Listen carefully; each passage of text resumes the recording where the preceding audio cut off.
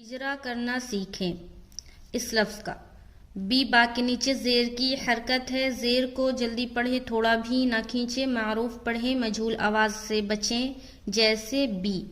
آ یا حمزہ یا دونوں کے اوپر کھڑا زبر ہے، کھڑا زبر برابر ہوتا ہے الف مدہ کے، کھڑا زبر کو ایک الف کے برابر کھینچ کر پڑھیں گے، جیسے بی آیا تی۔ تا کے نیچے زیر کی حرکت ہے، زیر کو جلدی پڑھیں، تھوڑا بھی نہ کھینچیں، معروف پڑھیں، مجہول آواز سے بچیں، جیسے بی آیاتی ہی۔